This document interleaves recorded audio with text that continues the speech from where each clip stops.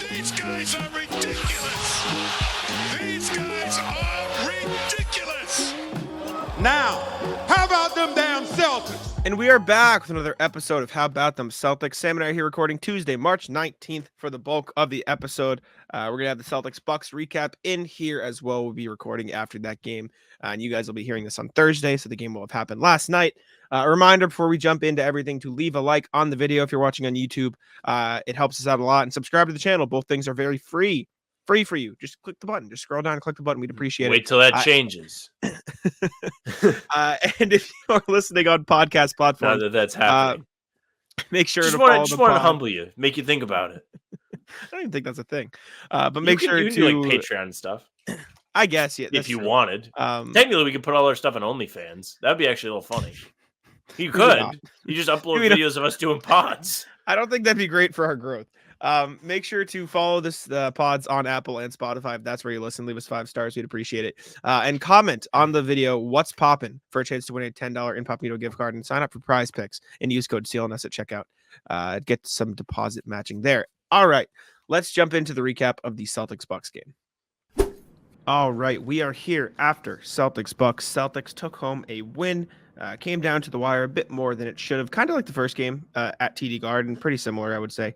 122-119 victory for the Celtics. Giannis was out for the Bucks. No Drew Holiday or Sam Hauser for the Celtics. Joe, after the game, said, yep, that means you can't take anything away from it. And I thought it was sarcasm, but I think he was serious. It was funny to hear. Celtics had a pretty healthy lead for most of the game, let it slip a little in the fourth quarter. To Sam's credit, to his article that he wrote, they bent as much as they possibly could, but they did not break, so they did get a win. But this was an interesting one, to say the least. You look at the game chart, and it's very similar to the one that you wrote about, Sam, but I could feel like some of Celtics Nation could end up perhaps overreacting to this, but it wasn't great. Pissed. Oh, okay. I'm pissed. No. Thought this was way too close. But I'm pissed for like a different reason than normal. I'm pissed about how they blew the lead. Not so much. And I know this can be spun into a positive, which is a good thing. What is this? The fucking bubble? You saw a zone and you melted again? They had no answer from Milwaukee's zone in the fourth quarter. I thought we were all past this. It was weird. Porzingis at the nail. I know he was not very good today at all. To the fairness to the team, he was 6 of 16 and didn't make a 3. But figure it out. Everybody just standing around. There's Derek White was the only guy that scored for like 8 minutes. Figure it out. And he was bad in the final few minutes. You gotta have some other plan. What'd you say? I said, and he was bad in the final few minutes. And he was bad in the final few minutes, which is rare from him. But They should be better by now at this. They shouldn't get shell-shocked by a Bucks team that's running a zone without Brook Lopez in the middle. My God, it's not like he's sitting down there waiting for you like a big old tree. They had Portis in the middle. Yeah, it was weird. They kind of like they found a mismatch they wanted out of the zone, and then that was the end of their passing, and then they just kind of settled for whatever shot they got out of that, which was frustrating to watch happen. Equally, we had sort of. Maybe I'm wrong and you can correct me. It felt like a similar like Dean Wade scenario with Bobby Portis just hitting every contested 3 that he took. Relatively so. A couple of them were open, but Jalen was like put his hand in his mouth on a couple of those too. So I think there was a balance there. So that was annoying. Dame hit a crazy shot over Al Horford at the end of the game too. So there was definitely a mix. I mean, I was sitting here throughout the first half thinking like, okay, this defense isn't terrible. Jalen Brown was harassing Dame the whole game, and the Bucks shot 48% from 3. So like, there's a balance to it. Like, I don't think they after watching the game, I don't think the Celtics played terrible defense. But if you just looked at the box score, you'd think they were the worst defensive team in the world. Do you know what I'm saying? So I think that was like a weird thing that happened as well. No. I mean, I'm not mad about the defense as much. I mean, 36 fourth quarter points aren't great if you really want to be realistic. That's what I'm saying. Like 33, and then Dame threw up a heave at the buzzer, which actually that literally happened in the first game. The first game ended in the same exact way. Like Dame threw up a heave in that game too to cut it to 3. Yep. But finish up there. I'm sorry, I didn't mean to interrupt. No. I was just saying, like, I feel the same as you. Like, I didn't look at this game and think defense was the biggest problem. But if you look at the box score, the Celtics shot 47% from the field, 45% from 3. The Bucks shot 54%, 49%. Like, you read that and you're like, okay, so the defense was the problem. But, like, that's not how it felt watching the game. The problem during the game felt like, okay, they can't score in these final minutes. But in reality, like you said, they scored 36 points in the fourth. Like you look at the Bucks score, that's the problem. So it was like kind of a weird game in that sense. I thought like, well, the know, equal just such a problem is the weird Celtics game, scoring like 21 in the fourth, and 6 of yes, those were that's also a Jalen problem. Jason free throws late game fouling. So before And that, I it was will 15, and then Porzingis had the mhm, putback dunk, and then before that, it's 13. Like that's mhm. bad. It wasn't good at all. And everyone yelling at Jason Tatum for not doing anything in the third, like I don't think he was the Third biggest quarter was problem in this good. game. Yeah, exactly. And he, after the Too Celtics went through a close. dry spell, he literally said, "Let me just like score 4 straight points for you." While the Bucks have cut the lead to 3. And also to your point, like the whole, "Oh, why can't you break the zone? Why aren't you beating this Bucks defense when Lopez is a tree?" Doesn't help when the solution to breaking that is Kristaps hitting threes and he can't fucking get any of them. Like that is the solution to beating Brook Lopez in the paint is sucking him out and having No, Kristaps. he wasn't in the paint.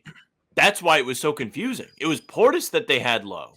If it was Brook Lopez, I would understand a bit more. Okay, Regardless, like this if gigantic there's guy someone is just low, waiting for you. if there's someone low, you should be able to hit threes. And there was one possession I remember in particular that was like, this isn't like pick on KP day. At the end of the day, they won the game, and No, this he game was didn't bad matter, or today. whatever. Blah blah blah. But like, this is the possession that I'm like thinking of in my head when I'm talking about all this stuff. Like, nope, that's the Pritchard one. Yeah, it's this one. Dame, first of all, Dame finished like yes, he shot the well. Dame is one of the worst defenders I've ever seen in my life. He is horrendous. Oh, he sucks. Look at this play. Watch this play. Watch Dame on this play. Give Pritchard a wide open lane. This is how you beat the Bucks defense usually when Lopez is down low. Look at this. Dame just says, "Here you go, Pritchard. Drive to the hoop. Free. Have free drive." Look at that. Helps. Yeah. Look at this. Look at this man. This man is shooting 40% from deep this season, and they're just leaving him butt naked open. And look at this. Jason Tatum is wide open. That's how bad this Bucks defense is. And obviously, he shot over 5 from 3, didn't make that. But like, those are some ones you want, especially in this game. I saw John Smyers comment to you on Twitter, like saying, "Was Tatum going to do anything?" I didn't really feel like he was the problem in this game. I think he was a facilitator in the third quarter. And again, like you said, the third quarter wasn't the problem. I thought he stepped up, and to his credit, when they went to the inevitable Jason Tatum isolation, which is usually like not great, it looked pretty good today because they put Malik Beasley on him and he just fucking bullied him to the went hoop. to the basket. Yeah, exactly. So I think he did a good job in that sense. And also for what it's worth, like I didn't clip it because it wasn't like a shot that you could clip. It was like a possession that didn't have like a clickable score bug thing. There was one possession in the third, and actually maybe I can find it in my notebooks after I throw it to you to talk. Tatum got the ball on the wing, and you could just see the entire Bucks defense go like, we're on this side now. Oh, Tatum has the ball. We're all 5 going to move to the other side of the floor to stop a Tatum drive. Like this was another Nugget scenario where they're like, we're not going to let Jason Tatum beat us. And he made the pass to the corner, and Derek White, I forget, I think he missed the 3, but like, he was open. I know the play you're talking about in my head. So I think part of the, oh, Tatum sucks, whatever, like people don't, and this, I don't want this to turn to me defending Tatum, but I truly don't think this was the game to be like Tatum sucks. And a lot of it is the Celtics have such a great basketball team, and yet teams are still saying, okay, we're going to shift our entire defense to cover for Jason Tatum. Yeah, I didn't watch this game and have my takeaway be Tatum was bad. Like, I have the fourth quarter numbers up in front of me, and like 1 of 6 on paper looks pretty bad. But I didn't feel like he took terrible shots. Like, I don't know. I wasn't miserable with it. He took a one-legged follow in the lane that Porzingis got the rebound for. Didn't think it was an awful look. I mean, he drove and got the big make at the end of the game there to kind of ice it. He was all right. Like, it is. I love to criticize Tatum, but today's just kind of not the day. The thing he did the most in this game was actually one of his makes in the first half. Like, I think it was a fast break, and the ball's like flying around the offensive half for the Celtics. And then it gets to him, and he like dribbles out and takes a pull-up 3 over Portis. He makes it. Or no, it was Middleton. Yeah. And I was like mad. My mom was like, "Why are you mad?" I'm like, "Did you see like how the ball was moving and then it stuck?" But like, I didn't really feel that in the fourth quarter. The thing I got mad in the fourth quarter was Tatum's getting the ball, and it's still the same shit where people are just standing there. I suppose, yes, it's a zone. It's a little bit different. That was fine. It's a little bit talking. I'm different just putting these because up while you talk. you can't fly around and be like, we're moving because the defense won't follow you. That was an okay shot. Like, this is also like not a point of the game where they're drowning either. This Yeah, isn't they're really up a by terrible read 15. the room situation. That at this point I was like, okay, I've kind of seen enough of Tatum for a bit, and I didn't like Yeah. that he got a tech there. That was a read the room. Maybe don't Yeah. get a tech. I will also say he got slapped like all the way across the bicep. Like this was a Did LeBron at he? the rim moment. This was, dude, watch this. Can I slow it down? This was I don't not know if you even can like slow it down, but when I watched this on TV, I he's not really even thought it was close to the ball. ball. Do you see his I arm? guess. He's not even close to the ball.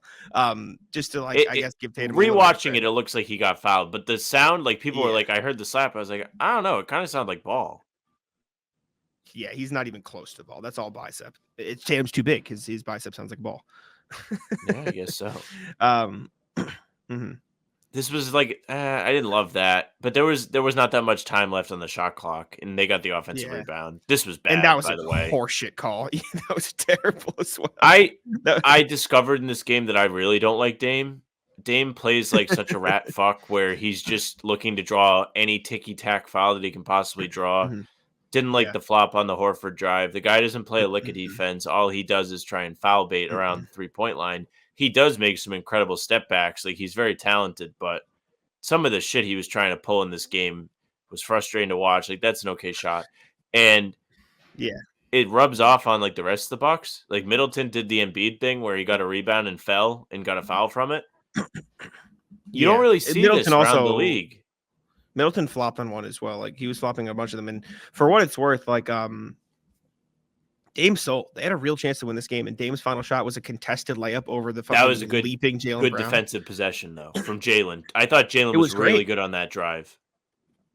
Jaylen was great all night. Jaylen was fucking locked in on defense all night. He deserves a ton of credit. I'm going to write about it for Celtics Vlog. I asked everybody about it. I asked him, I was like, what's it like taking on these defensive matchups? He just goes like this. He smiles like it is. He's just like, it's fun, man. I love it. He's like, yeah, it's just great. I don't know. This is a weird game for me because, like, yes, you have to acknowledge that the Celtics blew a massive lead. And yes, like, that's not a good thing. And it's been a problem, et cetera, et cetera. But, like, it's a double-edged sword. Well, it hasn't. To the start because what do you mean? It hasn't been a huge problem this year. Like, well, they exactly, and they've I think done a lot of this where like it does not cross the line. They don't lose the lead. this is what I'm saying. What I don't like is that it happened against Milwaukee twice now at home. It's the same game. Yeah. It's the same game. It's the same game. I was talking to Kari, who writes for Boston.com, and we were talking about it, et cetera, et cetera. And like, as much as this isn't good, and you talk about the problems and you learn from it, et cetera, the last 3 years they lose this game 10 out of 10 times. Like, this is not a game. Yeah, like never that's win true. this game, and they win these games this year now. And I think that's a testament to how different and how improved this group is.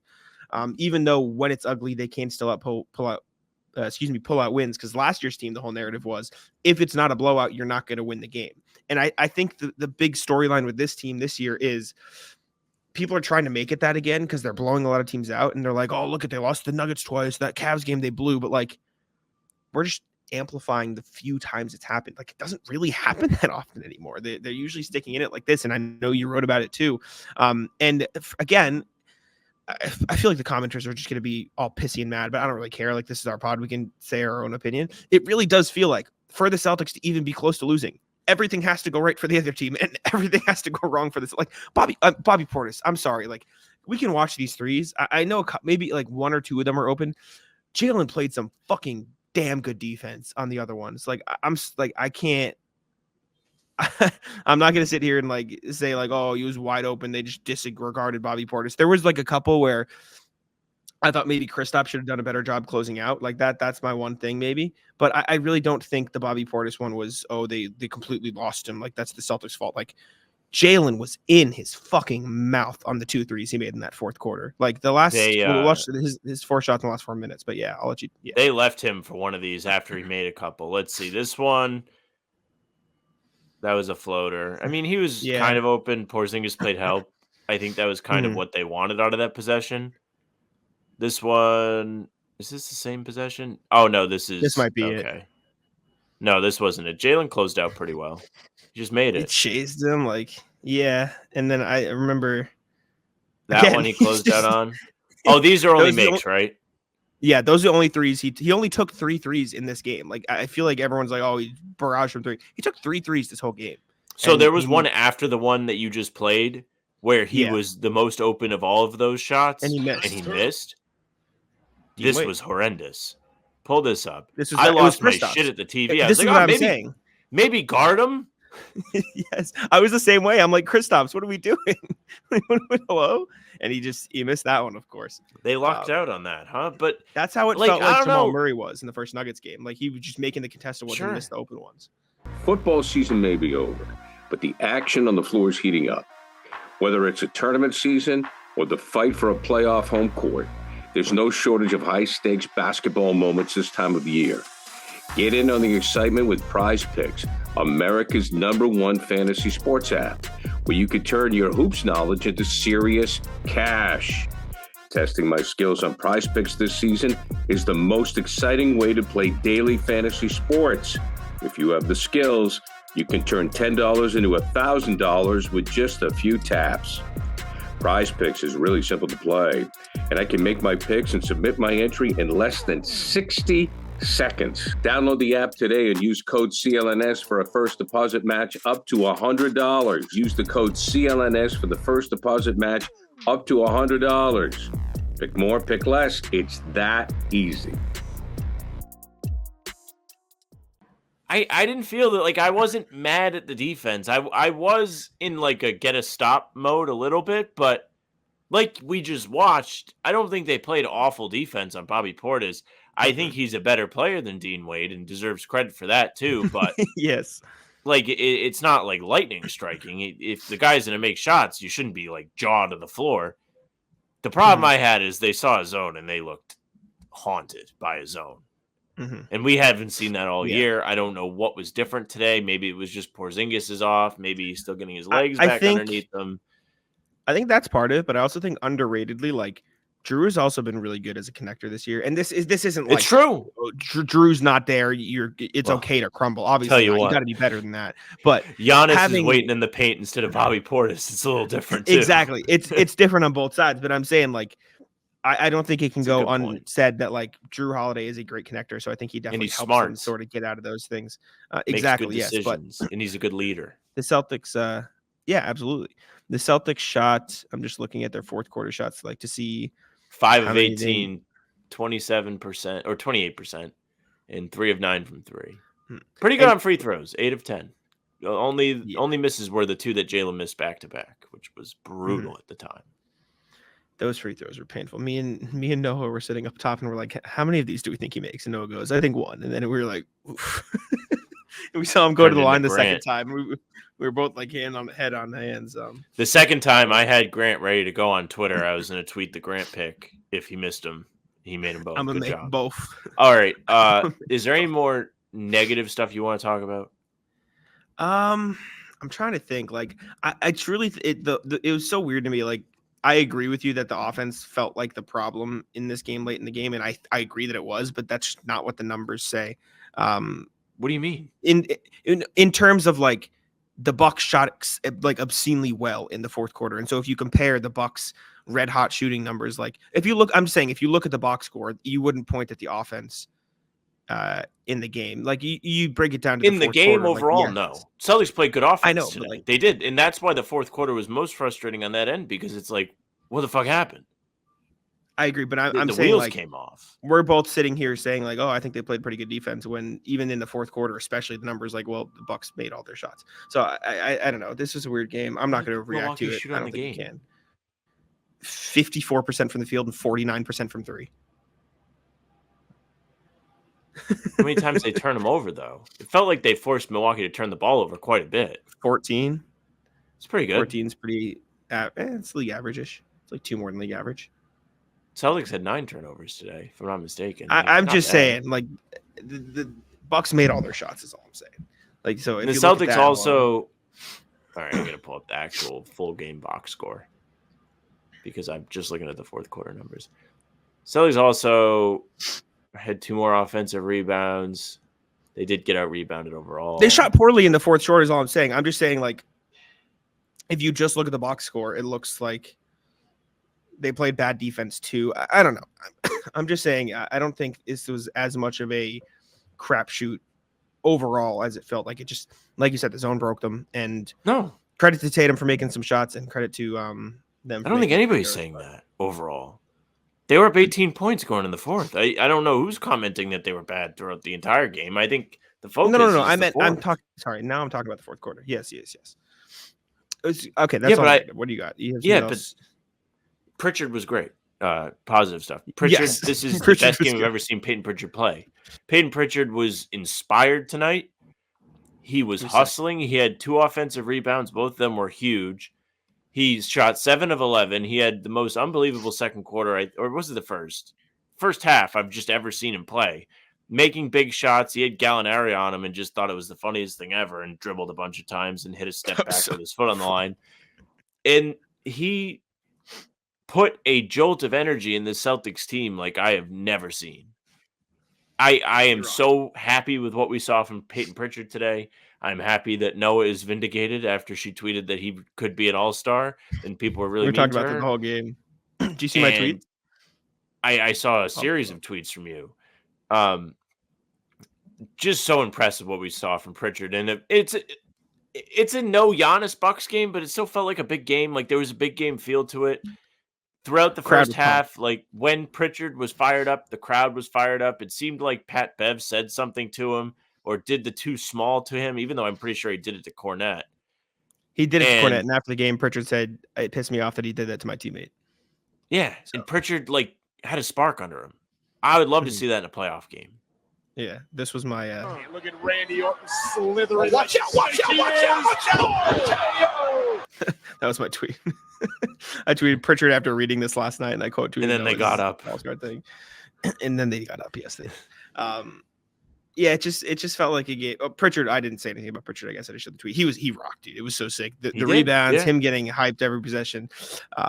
Credit to him. He was awesome. I mean, Sam covered it all. I wasn't trying to brush over it. I was just he ruled. Like this was, I agree. This was like the best Pritchard game I've ever seen. This game ended the way it did. Well, I mean, they still won, but like the story is not Pritchard as much anymore because it's like, what the fuck? Yeah. Why'd you have to do us all like that? We were all having fun. And then it's harder. I agree. It's we talked about all the bad things. We analyzed it all. It's overall, it's just harder for me to get into the weeds down the stretch of the season. You know what I'm saying? Like, it's harder for me to like be super like this team sucks now because we all know they don't. It's not that this team sucks now. It's just didn't love that. That's really what it is. Well, of course. I don't know. My point is, I feel like, and you're not doing this obviously, but I feel like a lot of comments or a lot of Twitter is going to be like, we should be worried, and talk radio is going to be all over this as the win for the Bucks. And I just don't feel that way. I think what happened is the Celtics had a mental lapse, which is human nature. And it's like, you need to do everything you can to avoid it, which they have done for almost the entire season of bending and not breaking.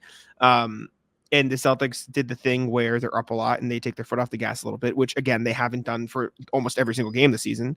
And it happens. And so that's my whole thing. But I know a lot of people are not going to like me being that level-headed and I guess neutral on it. I mean, you can be new. You have a train to catch, don't you? I do, yeah. So we can get out of here in a second. NBA standing, quickest NBA standings of all time. Just quick, because we are obligated to do it. I'll pull it up. We didn't do NBA standings. I'll Spoiler alert. We didn't do the NBA standings later in the show because it was too soon after. Tuesday. So we'll do a very rapid NBA standings recap now. You get it now during the Celtics section instead. Celtics now have an 11 game lead over the Bucks, and everybody else is way far behind. Obviously, Milwaukee's coming off a loss. Cleveland lost to the Heat tonight.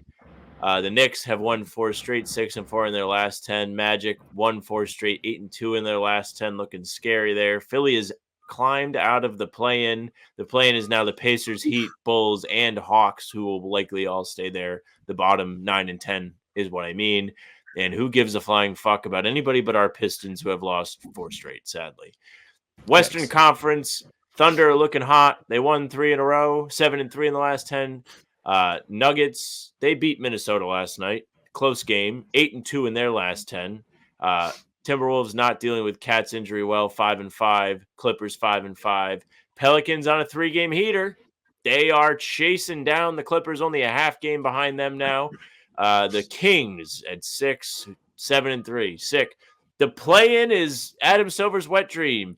Dallas, Phoenix, Lakers, Warriors, all in there, all the star power. Who wouldn't want that? Golden State 5-5 in their last 10. The only team that's relevant that is not in the top 10 is Houston, who has won 6 straight. They are 8-2 in their last 10. They are now just 2.5 out of the play-in. So they could come down Jalen Green and put some pressure on them Warriors. It's Jalen Green time. But yeah, thank y'all for tuning in. It's not there's more pod left. I'll throw it over the rest of the month. We are back after Celtics-Bucks. Hopefully it was a good one. We're recording a day in advance. This is sooner in advance than we usually record. I can't even get hurt at this point. Yeah, we're here. Sam's Riding not even high thinking after about Pistons win. We're still thinking Pistons. Speaking of, I guess Pistons was a home game, but road games lately have been home games for the Celtics. Noah Dalzell wrote about it for Celtics blog. And it's been a thing for a while now. Going back to that Denver game, I feel like was the first time in a while we'd see it like, oh, wow, Celtics just travel really well, but they have all season. A lot of green in a lot of road arenas. The Wizards game in particular, Noah wrote an article, another home win for the Celtics, this time in Washington, D.C. There was so much green in that arena. She posted a bunch of clips of it, so I'll pull it up here and we can take a look. But pull it up. The entirety of Capital One Arena was just green. Like Sam and I were looking at the pictures on the pregame stream, and it was just green jerseys everywhere. These guys travel so well.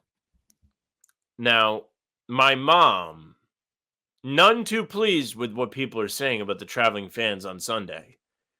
She was very sure to inform everybody that it is St. Patrick's Day as you're seeing these videos. And she thinks that had something to do with everybody wearing green. And then I said, if I was a Wizards fan and they were playing the Celtics, I would not wear green, no matter what. You can't wear green. You just Plain can't and wear simple. Green. Yeah, that's a no-no. A lot of Jack, Celtics fans. Do you think if the Celtics wore a different color, like if they were not green, do you think it would be as noticeable when they show up to the arena? Like the Avengers are in the crowd waiting for them. Because green stands out. Yeah, I mean here's the crowd. Sorry for the loud. This is the crowd from Noah's perspective, and you see a lot of green in the crowd, especially over here by the bench. I don't think it would be as noticeable, but I think that's a big reason. I mean, weirdly enough, why like Lakers, Warriors, Celtics are the teams you usually think of as traveling fans. Like yellow and green stand out. Like you can see a lot of yellow and green in the crowd, no matter where you go. Purple too, yeah. Like you see these distinct colors, and so I think that helps. But even if the Celtics were like red and blue, like if they were a red and blue team, I still think you'd see that like everywhere. It definitely wouldn't be as distinctive, but it would still like be present. Like I think it's just the matter of the history. Oh, you would hear them. Yeah, exactly. You hear them for sure. It's cool though. Credits them. And the Denver one is always a big one for whatever reason. Like anytime they go to Denver, no matter what, like think back. Oddly enough, do you remember like the day Kemba got hurt in Denver? I do, yeah. And wait, was that the semi game too? Am I tripping? Yeah, a different game. Shimmy. Well, I don't know if it was if he had like an outburst, but he literally ran into Semi's abs. Yes, that's what I'm thinking of. I just have to close the door. Sorry, you keep going. And anyways, like even spanning back to that time period, like everybody in Denver that's a Celtics fan shows up. They will be there no matter what. It's not a new thing. The incredible part of this is that Denver is the reigning NBA champion, and they are getting drowned out of their own arena by Celtics fans. That doesn't happen. Yeah. When a team's good, their fans go to the games. And Denver has loyal fans, at least to an extent. I know a lot Broncos are huge there, and that's like a big thing where like a lot of the sports people support the football team instead of the basketball team. But regardless, they're coming off an NBA championship. They're going to be there. So for the Celtics faithful to show up and make it essentially a neutral site game at the very least is incredible. Yeah, the 24 season NBA attendance report Nuggets have, and obviously a part of this is like how many people can fit in their stadium, but the Nuggets are like top 10. They're 6th in total attendance. The Celtics are 9th, but again, I think that's part of it is just how many guys you can fit in each arena. Garden only has 18.6 thousand, I believe. Well, then something about other arenas are up at 20. something about this attendance report is incorrect then, because it says 19,000 average for the Celtics. So Maybe it's the standing room up on the 9th floor then. perhaps, I guess. I don't know. Regardless, point is the Nuggets have plenty of fans. They have plenty of loyal fans, and the Celtics still manage to inhabit that arena whenever they go there. And so it's just a credit to the fan base, and I think it's been a really cool thing. Although I will say, the wave at TD Garden, I'm starting to be on Jay King's side. It's got to stop. They started it next to me yesterday. That's where it started. They were just cheering, and I was like, "What's going on?" And I realized it. Did you? And I got in on it because I knew Oh, it was. no. I knew who it was affecting. I knew Jay King was going to be none too pleased when he saw everybody standing up. Mm-hmm. Well, there was a point where the balcony and the loge were like off. It was it was not coordinated. Not at all. But I don't know. I guess when you're up by 25, you got to think of something to do, right? There's got to be something to keep you entertained. I just can't believe they put him on the big screen that one time. It was so good. They were up by so many. You know, like probably 10% of people in the arena knew. That was for us. That was for the media. That was perfect. Next thing, Kristaps talked about his injury. Speaking of Jay King, I think Jay King posted this. He did. I believe to Twitter. I have to find it, but Kristaps returned from injury against the Pistons on Monday night. He spoke about how he felt. He said he felt good. He also made it clear. He spoke in the locker room, so I wasn't there to hear him talk. But he made it clear that, like, if this was a playoff game, he would have been playing. If these were playoff games, he would have been playing at all of them. This was purely precautionary. That he's doing well. Jay King tweeted, Kristaps Porzingis said he would have been completely fine with the recent hamstring injury if the Celtics had been in the playoffs. He said he was held out for 5 games as a precaution. So all seems good in the world of Kristaps Porzingis, who is still a beacon of smiling and joy whenever he's on the bench. Porzingis just loves being here, man. He'll show up. He'll play hard. It was funny yesterday. I was watching him stretch out at halftime, and they had this like ramp type thing. It's just an incline like footstool, really, where it's slanted. Yeah. So he can stretch out. And he's like doing up downs on there. And he's just like laughing. He's stretching his hamstring out. That's how he's laughing. I stretch a lot. I never laugh. I hate stretching. It's the worst. And Porzingis is out there having a grand old time. He gets the craziest reception out at the Garden too. Like, he comes out and they're all just like laughing with him. Like, he was sitting on the bench while they were in warmups. Biggest smile on his face ever, laughing with the fan base. He like acknowledged fans, I think, was it in Washington or something? Like, he like turned and gave like the crowd a fist bump and they got pumped. It might have been. It might have been the home game before the Wizards game. Phoenix. Probably. I mean, yeah, he's just been pumped up. It doesn't matter if he's on the bench or hanging out. It's good that he's not really in pain, though. Which, when it was hamstring, I don't see a muscle injury on the injury report and get scared for what it's worth. Like, if it's knees, if it's joint pain, that's a little different. But if it's just like a muscle, it's just like, okay, like, yes, it's tight. Yes, it's uncomfortable. But I'm not worried about you being out for a long-term issue. Obviously, if you tear a muscle, it's going to take you out. But, you know, if it's just tight, it was obvious they were being precautionary. Now, if you want to worry about an injury, look no further than Al Horford's left big toe, which is continuously being mentioned on the injury report. The man cannot get past that injury. How do you even treat that? You sit him. The specific way to treat that sit out is the actually second under the back-to-back. Yeah, you just can't play back-to-back games. It's actually the best way to solve that injury problem. Speaking of injury updates, we can just throw this in here too. Sam Hauser was in fact at the game yesterday, just a day after spraining his ankle against the Wizards. And he wasn't wearing an ankle brace. He was walking in the arena. There was no brace. There was no wrap. There was nothing. He was just walking. So it seems like he should be okay for what it's worth. It doesn't seem like this is going to be a long-term thing. And it was reported by Himmelsbach, which we went over already, that it's not going to be a long-term thing. But still, it looks like Hauser will be A-okay moving forward. Much similar to you and I. You rolled your ankle bad last year. I rolled mine bad. I did. Both of us were back in action the day after. You went to the Celtics game to cover it. And I was back at work in the office. No problem. This is true. Little problem, but I was there. We both got back in the games too. I played after I rolled my ankle. I played for like 2 hours after I rolled my ankle. I said, this is going to be my last hurrah. I'm getting my reps in here before I'm out. You got to ride the adrenaline. Unlike Hauser. Pump. Yeah, bum. Yeah. He's got nothing. We're supposed to rely on this guy to make big shots in the playoffs. He can't even play through a little rolled ankle. What are we doing? Speaking of the Celtics bench, you pulled this from Reddit. Reddit is all Yes. in on the Celtics bench, guys. This post said, quote, I'm falling in love with Hauser like I did with Posey. PP has that little man confidence / chip on his shoulder. Cornette is a, quote, locker room friend to all, unexpected to be a guy. They all play D. I know they all know their role and push for more in a team-friendly way. Brad did well, and our vets showed them who we are and who they need to be now. I like it, guys. Looking forward to seeing how our execution first round playoff series. But I have to say, this is fun to watch. As the Pocahontas gif says on Twitter, whenever it's tweeted out, them white boys are dangerous. I was so confused by what you were about to say with that. I was like, oh my God. Usually it's Jack that has to be concerned for me. I forgot about like that's where like the meme was from. Yeah. For whatever reason, I thought it was Mulan. I know it's not Mulan. I know it's Disney animation. But that, like, the first time I saw that, I was like, you know, like the Mulan gif. And you're like, what are you talking about? Yeah. It's just It doesn't even make sense. And I'm like, oh, yeah, it kind of doesn't make sense. But they are dangerous. I would not want to. I told you. I said Pritchard could be a starting point guard in the NBA. If he was a starting point guard in the Celtics, they would be okay. He starts yesterday. What do you have? 22-7, 23-7 in real minutes.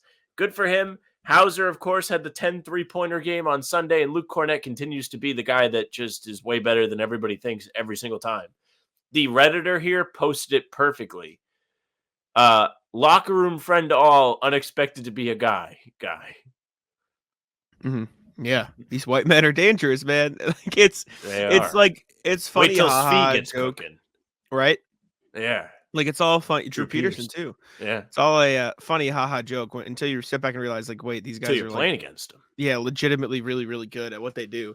We were talking about it at the game last night, like how many Celtics players could seamlessly fit into any single team in the NBA, and the answer is a lot. Like Tatum, the way he plays, he could seamlessly fit in with no matter what, like even as a second option if he needed to, because that's just his play style. Derek White, absolutely. Payton Pritchard, Sam Hauser, Luke Cornette, all of them bench guys could fit into any role, any team they needed to. Like the Celtics just have a bunch of guys who play the right way, play within the flow of the offense, and are really, really good at what they do, and can probably have bigger roles than they already do. Like if Sam Hauser was on a team where he was the legitimate third option, like what he could have, he could average 15 points easy. Same with Pritchard. Like these guys are just good. Yeah, they make their shots. What does Hauser average now? Like 9, 10? Mm-hmm. Sam He's Hauser averaging quite a bit averages off the bench. 8.4 and 3.4 on 46, Close. 43 splits. Yeah. Yeah. He's taken 5.5 threes a game this year. That's crazy. I mean, we talked about this, and I think Timmy G is the originator of this, so I'll continue to give him credit. If Hauser's on the floor, he should be a top scoring option for you. Not first, but like second or third. Oh, yeah, you can run plays for him, and he will give you a lot of points if he's hot. Oh, yeah, for sure. We saw it on Sunday. 30 points for him. Easy. Probably would have broke the NBA record for threes with plenty of time to spare if he didn't roll his ankle. He's unbelievable. Cornette has been better and better as the months go by, too. Don't you feel that way? Don't you feel like since the season has started, Cornette has gotten better? Yeah. I think he's settled into the role that they've wanted him to play and figure it out. He's just the best. I'm going to write about it for Celtics blog. I keep saying that, and I keep like getting distracted and having a bunch of stuff on my plate, but he is the best at finding space on the floor. Like he'll just be wherever the opening space is. Like screen and roll, you're cooked. If he's running a pick and roll and he's the roll man, you lose. Sorry, game's over. Like you're just getting scored on. It doesn't matter if it's scored on because it's a Derek White floater or because somebody had to help on Cornette and Derek White kicks it to the corner or Cornette just dunks the ball over you. You're not like, you can't stop it. He is just such a good screener and works into space so well that it is one of the best plays the Celtics have, period. Not just like with him or with the bench, like in general. Luke Cornette running the pick and roll with Tatum or Jalen or Derek, usually whoever, it's money. Pritchard too. Him and Pritchard have been on one. I mean, you made fun of our Pistons on Monday on the pod. You were like, look at this terrible defense. They're paying attention to Luke Cornette. Now look what you're saying. Pick a side. Well, no, the Pistons were really horrendous, but both can be true. Don't turn it. They're terrible, and you know it. Not for long. And for what it's worth, all the people like saying, "Oh, Neemias Queta is such a better rebounder," like all this stuff. Luke Cornette averages more blocks and rebounds than Neemias Queta in double the games, or not as many rebounds, but it's 4.2 for Queta, 4.1 for Cornette. Like he's played double the games, and his averages are just like it's. I like Queta, and this isn't me saying Queta is bad, but it's pretty clear like who is more ready to contribute to a winning team right now. And that's what you get. So shout out to the Celtics bench, man. We've talked about it a bunch in the past, but they have been just killing it. So respect to them. Yeah, Cornette being steady is huge. Like I always say, like, he's doing his job. If you don't notice him, it's true. Katie, you don't really get the I didn't notice him games. He's either tremendous or he's really hurting you. There is not a middle ground. That's why you really can't afford to play him in big games. It's a gamble, and I don't think Joe really is a gambler. Yeah, definitely not. He literally uses math to coach basketball to give him the best probability. He's not going to take weird odds. He's going to take the sure thing. Mm-hmm. Every time. Maybe he is a gambler because he likes the threes. I don't know. I'm sure somebody in the comments would go against me regardless. Well, if you said that to him, he'd be like, that's not a gamble. That's the percentage play. That's what analytics tells me to do. Like, that's not a gamble. That is what you're supposed to do in his mind. No, I know that. That was my initial take for what it's worth. Yeah. But I feel like someone's going to be like, well, he's actually like taking more lower percentage shots. Yeah, get out of here. Let's check in with the email, see what y'all had to say. We appreciate it. But first, let's go to the What's Poppin' wheel. Again, a reminder, comment. Today. We do. Comment what's poppin' on the video on YouTube for a chance to win a $10 Incognito gift card. We have 4 entries, Jordan and Colton from the email, and then Ryan and Jared. Jared trying to get back in on the action here. Spin going away. That wheel. Oh. Jared! We didn't rig the wheel. Jared sneaks it out. Jared, email us at hbtcpod@gmail.com with your name. Congratulations.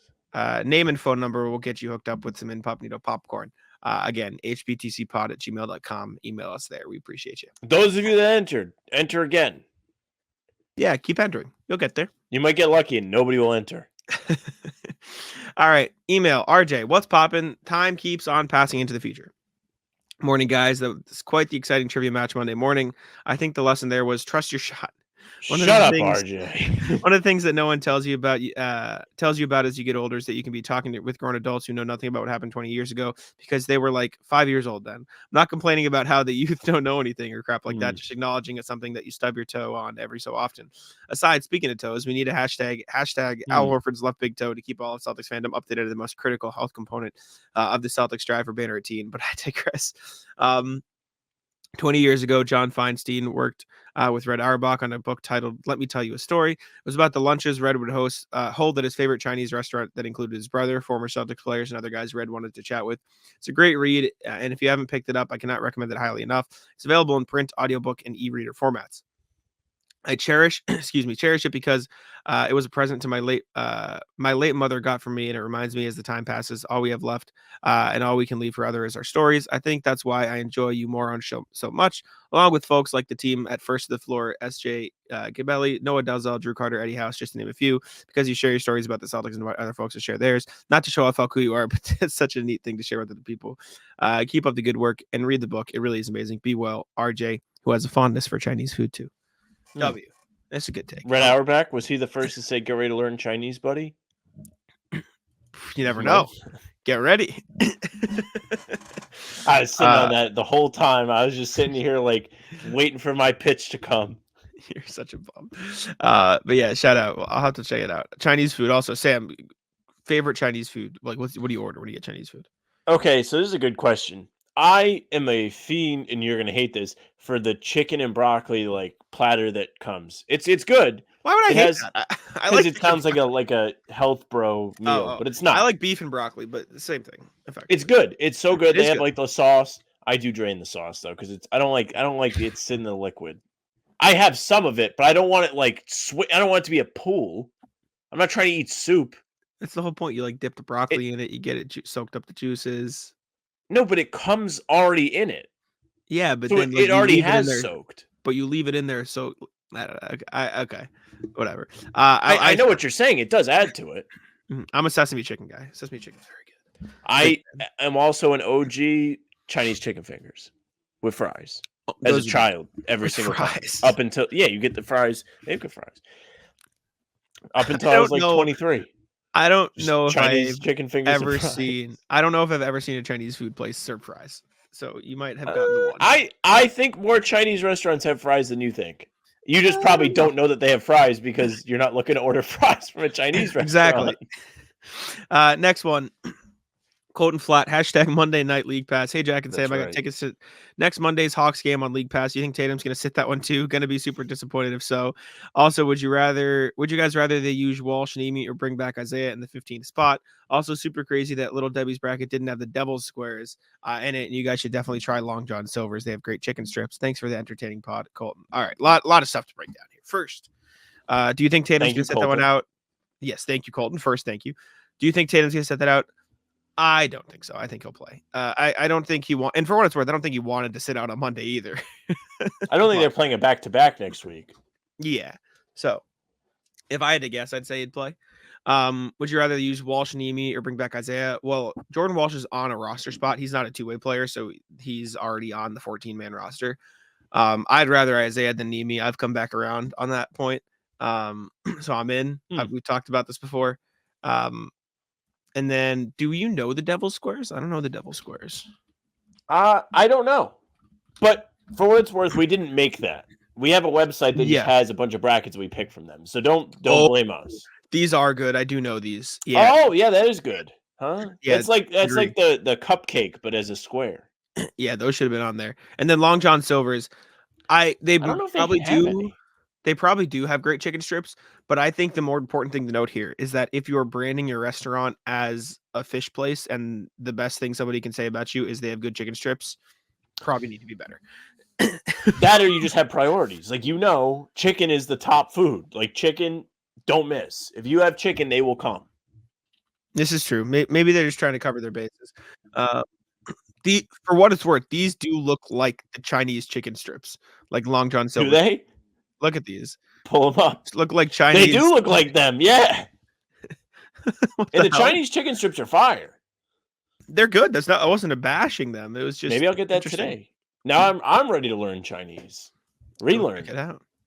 All right, next one, RJ. What's popping today's fun stat? Howdy, guys. I hope Sam had fun at the Pistons game Monday night. Sure looks like the Celtics did. I did have fun. Thank you. It was fun listening to a different set of announcers describe the seas through fresh eyes. Zora Stevenson, DeJoni Carrington, apologies if I butchered that, and Abby Chin looked at Luke Cornett and Payton Pritchard contributing to the Celtics' success in their role as starters alongside KP, D. White, and Jaylen Brown.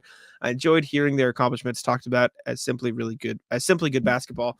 Derek White got a triple-double, and I was surprised to learn he couldn't manage to get one earlier in his career.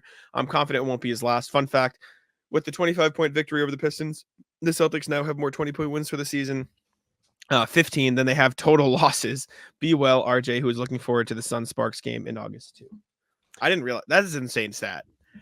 All right. So I'm going to read it. Jack and I, before the show, we were on Reddit looking for material.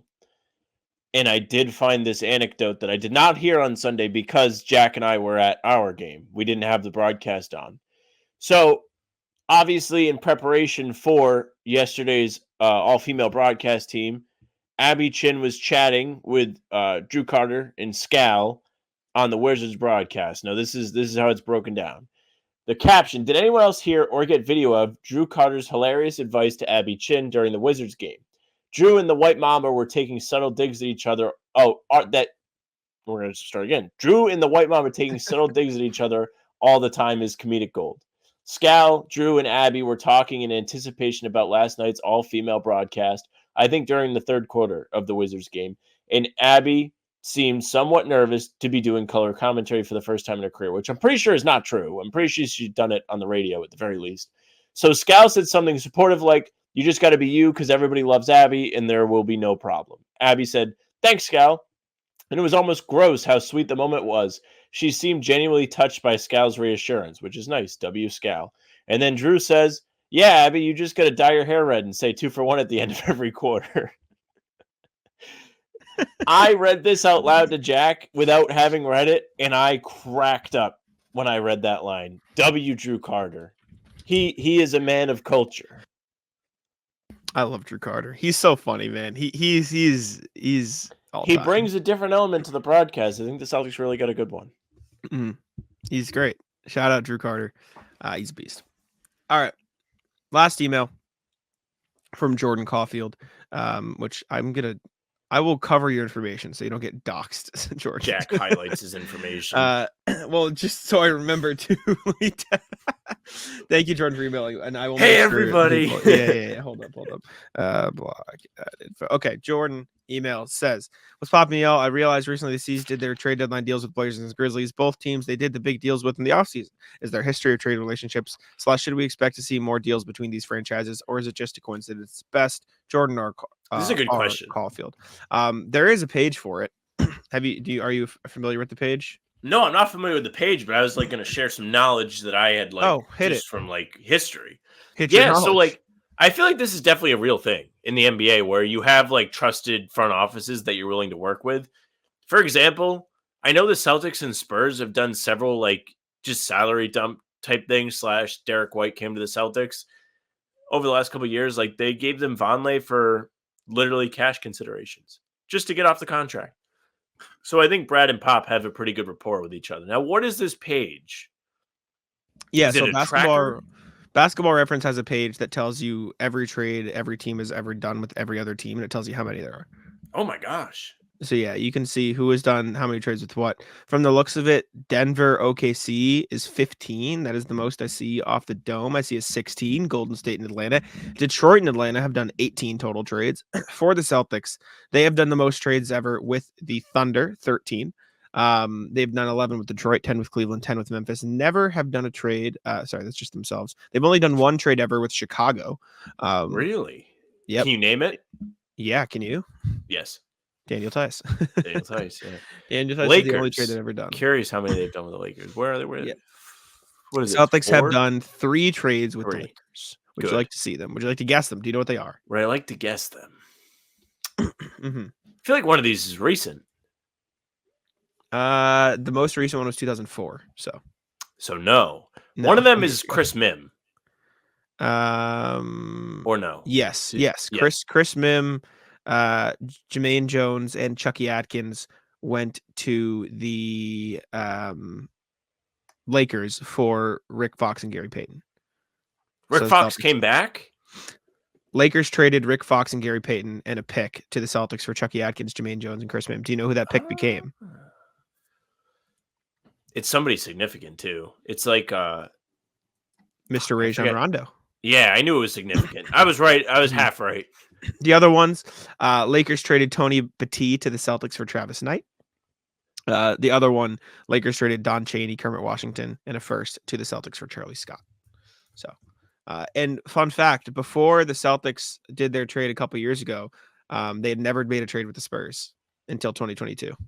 And now they've done 3 in the past 2 years. First trade they ever did with the Spurs was Bryn Forbes, Bol Bol, PJ Dozier, Juancho trade, which was nothing. Then the Derek White trade, and then the Noah Vonleh trade, and then the Grant Williams trade. Those are the only 4 trades they've ever done with the Spurs, and they've all come in the last 2 years. Damn, this man Rick Fox straight up retired. He didn't even play for the Celtics the second time. Yeah. He just said that's enough of that. Yeah, this page sick, by the way. Like seeing all these like things, very cool. Some teams who have never done a trade with each other. Toronto and Washington have never done a trade. The Spurs and the Clippers have never done a trade. Toronto and Charlotte have never done a trade. Toronto, Toronto, Washington, New Orleans and Dallas, Orlando and Indiana. So lots Teams of just fucking like hate that. each other. Yeah, Celtics have done a trade with every team. Lakers have done a trade with every team. I'm seeing. Are there any other ones? No. Chicago Rick and Fox, Boston by is the the only way. one. Very handsome. Yes. Very, very good looking man. This is true. I'm trying to think about the rivals. What trades have the Celtics done with the Sixers? They've only done 4 trades. Was Last one Evan Turner a was. sign and trade? Oh my God! No. All these trades have been since 2000, and 3 of them in the last 10 years. In the last 10 years. Okay, Phil Pressey has to be one. Phil Pressey was not. No. Tatum trade. Yes, Markelle Fultz draft day trade. Yes.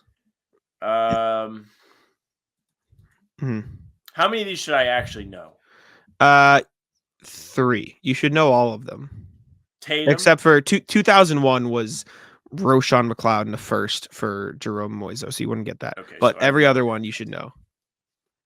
Yeah. Oh dear. You'll be like, oh yeah, duh.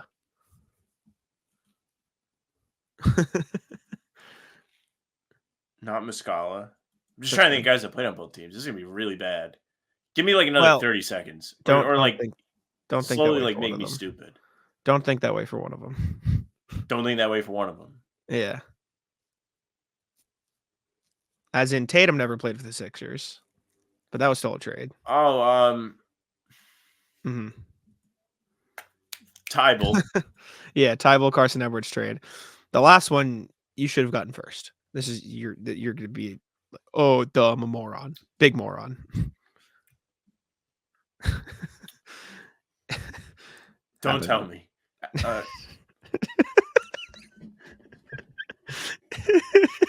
Let me know when you want the next clue, brother.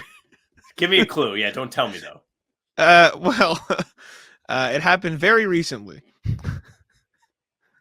Yeah, Springer. Yep. Yeah.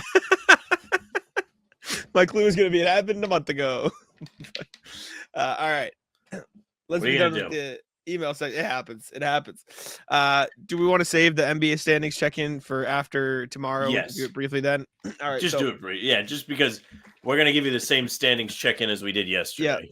Yeah. Literally. So you're going to see us in different clothing tomorrow doing the NBA standings check-in. I'll wear the same outfit. Will you?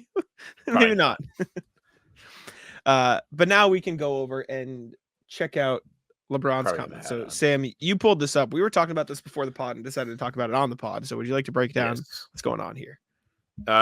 Yes. Hold on. I want to change the background. So, LeBron has his shiny new podcast with Reddick where it sounds like LeBron is the only one with a mic, which is kind of funny. In the clip that we played in the other video, it kind of sounded like Reddick didn't have a mic. Did you pick up on that? Like, he sounded really faint. A little bit, yeah. He sounded like he didn't have a mic. They have one mic and LeBron gets it. But anyways, LeBron was talking about all things. And one of the things he talked about was one of his biggest rivals, Steph Curry. He said, I believe in 2008 or 2009, or whenever that light-skinned fucker came in the league in Golden State, he changed the narrative. Not very nice. He single-handedly changed the no lead is safe thing. Mm-hmm. Steph and Allen Iverson are the two biggest influential guys in our game since I've been watching it and covering it. Now, Jack and I were sitting here looking for material, and I was like, oh, this isn't anything. And I was like, well, do we really think Allen Iverson changed the game? And you feel like yes. So I'll let you go ahead. Yeah. Because I don't have a ton of defense. I just don't think of it like that. I'm also 25.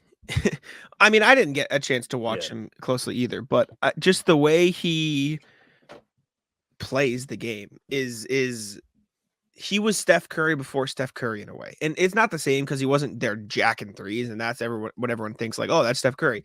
But realistically, Steph Curry, like before Steph Curry, who was the last point guard dribble, like Michael Jordan? Yes. Michael Jordan was a lot of get into the lane, back you down, mid-range, pull up, like kill you on defense. He wasn't out there jacking threes and super cool, like just faster than you. He was just an athletic freak. Like Michael Jordan's Michael Jordan. He is in a league of his own. He's different. But in terms of guards who will break you down, cross you up in the perimeter, score, flash, like in your face, like Allen Iverson got in a pissing match with the refs because of his play style. There was like a 5-game stretch where they were just calling everything on Allen Iverson to say fuck you to Allen Iverson because he was such like he was just being an asshole. Like he was just a badass, crossing people up, tiny guard, like scoring on the perimeter as the best player in his team to lead him to the finals. Like that wasn't a thing that happened. And in a way, like that sort of paved the way for Steph Curry to take it to the next level of I'm going to do all that, except I'm going to do it in all threes, which is like something that's never happened before. And so I think that's the context that's necessary when talking about like how Allen Iverson changed the sport. Yeah. See, when I heard this, I was like, that's kind of funny. He changed the game. A small point guard that doesn't play defense literally does not exist in the NBA anymore. The NBA does not allow those players to be in the GMs do not sign those guys. They do not draft them. But he changed the game. When you present it like that, I think of it a bit differently. You have a great point. I think you're right. But I was just like, did he really? Like, I don't know. Like, he wasn't the first, like, good player to be a guard that was the best player on his team that was a NBA Finals level team. Like, you had Isaiah Thomas on the Pistons. You had other, like, Magic, but he wasn't short. He's 6'9". He played center for a series. He did play center his first finals. This is the video I saw. Like, this is the context. It was Tim This is Donaghy. the So ref that's the thing? context. Yeah. There was one game where Allen Iverson threatened Steve Javi, and we felt as a staff he should have been suspended, but he was only fined $25,000. Donnie. I had the next game. You gonna believe this guy? Myself in the morning meeting decided that Allen Iverson, although he carries the ball all the time and it's never called, we were going to enforce that rule against him that night. We went out in the first half, and we all each took a turn. You know, we had a pact. We're all going to call a palming violation on him, and we did that. Oh, I remember this. So this was part of when he would the get documentary. in, you would usually call a foul. Yeah. It's just like his play style of like dribble Jamal Crawford, but Allen Iverson level. Like that wasn't a thing. Like back in the 90s and 80s and stuff, it was all big guys. And even when you had a really good guard, it was like make the right play, pass, play good defense. Like he Initiate dominated in and a go way. from there. Yeah, he dominated in a way where it was like he's that motherfucking guy on the perimeter. Like that. Just his play style, I think, was so unique. It wasn't a thing that happened, and so that's I think the credit to him.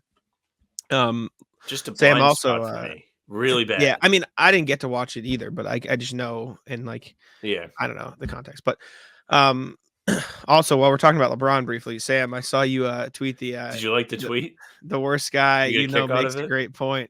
LeBron on the 2-for-1. I'm gonna tell you what kills me: the 2-for-1 shot at the end of quarters, but people sometimes don't account for the 4 or 5 possessions before that. And then JJ said, I think it fucks with the flow of the game. I bet you hated that, Sam. Well, it's like weird love to because hate I have like stock on both sides of the fence with this now. Because I did the Celtics blog article and I worked hard on it, and I found out I was like, well, if you do this right, it's not that bad. The Celtics do such a great job of controlling the pace at the end of quarters, and they do a great job of outscoring their opponents at the end of quarters, which is super important when you're trying to win a game and not blow a lead. So in that respect, I think it's a good thing.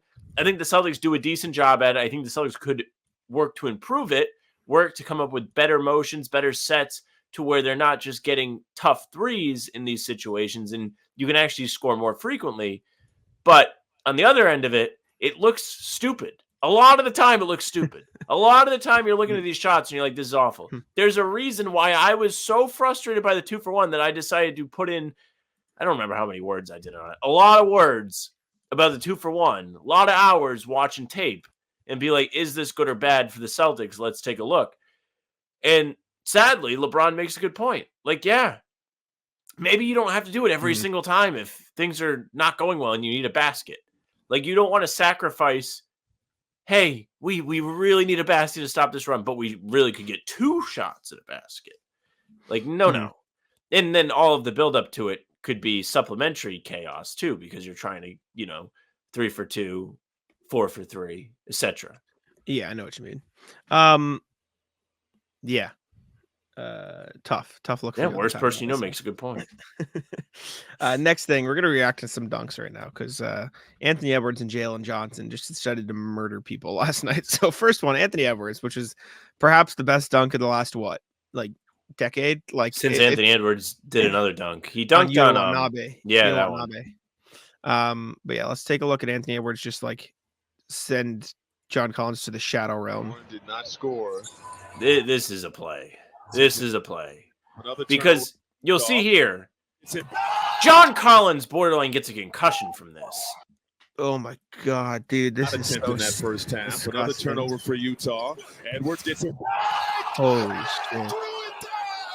This dunk was. That's one of the best dunks I've ever seen in my life. Like that is a crazy dunk to just pull out mid game. All over. Also, like John his Collins hand. is not like some slub. Like he's doing these dunks to other people. He is athletic Yes. as hell. Yes.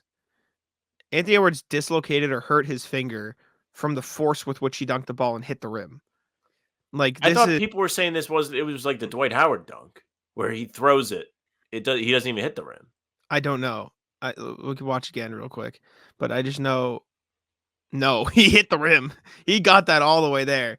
There was a video after the game of him reacting to it.